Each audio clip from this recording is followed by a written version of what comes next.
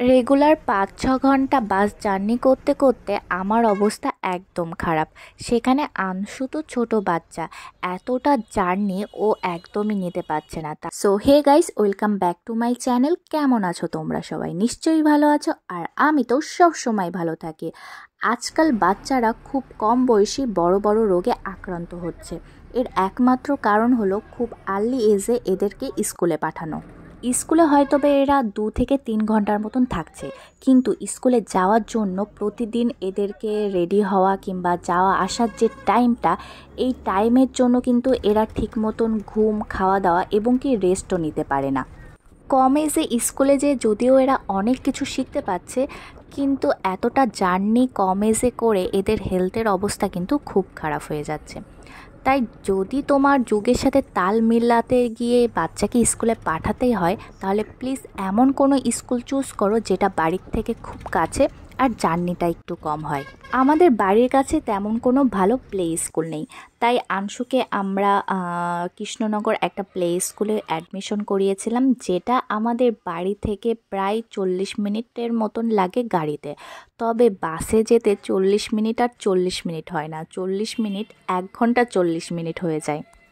আনশুকে স্কুলে দিয়ে চলে আসলাম শপিং করতে। বাইরে প্রচণ্ড বৃষ্টি হচ্ছিল, এখন মোটামুটি ওয়েদারটা ঠিক আছে।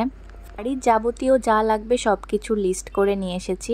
তো আমরা বেশিরভাগ এই মোদি কেয়ারই প্রোডাক্ট ইউজ করি বাড়ির। এখানে ফিনাইল, হ্যান্ড ওয়াশ, তারপরে সাবান, টুথপেস্ট, পাউডার সব কিছুই পাওয়া যায়। আর আনশু যেসব ক্রিম ইউজ করে সেগুলোও কিন্তু আমরা এই মোদি কেয়ারের প্রোডাক্টই ইউজ করি। এরপরে আবার চলে আসলাম আনশুর স্কুলে। এখানে এসে আনশুর জন্য ওয়েট করছিলাম যে কখন ছুটি হয়। আনশুদের বেশি ক্লাস হয় না, ওই মাত্র 2 ঘন্টা 30 মিনিটের মতনই ক্লাস হয়, তবে জার্নি করতে করতেই প্রায় 5 ঘন্টার মতন লেগে যায়, তাই তাড়াতাড়ি ওয়েটও করা লাগে না।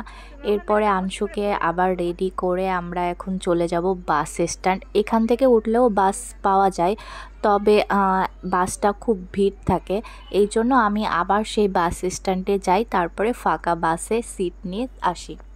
অ্যাকচুয়ালি আজকে আনশুর এই স্কুলের লাস্ট ডে, তাই ও চারদিকটা একটু ভালো করে তাকিয়ে দেখে নিচ্ছিল। ওর মনটাও একটু খারাপ হয়ে গেছিলো, ও হয়তো বা বুঝতে পারছিল ব্যাপারটা। প্রতিদিন এতটা জার্নি ও আসলে নিতে পারছে না, ও প্রায় অসুস্থ হয়ে পড়ে। ঠান্ডা সেই প্রায় 1 মাস ধরে লেগেছে, এখনও পর্যন্ত সারেনি।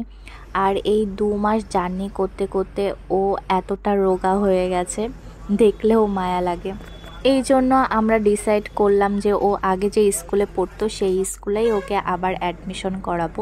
সো গাইস, তোমাদের কেমন লাগলো আজকের ভিডিওটা অবশ্যই কিন্তু কমেন্টে জানিও, আর ভালো লাগলে লাইক আর শেয়ার করে দিও। Bye bye.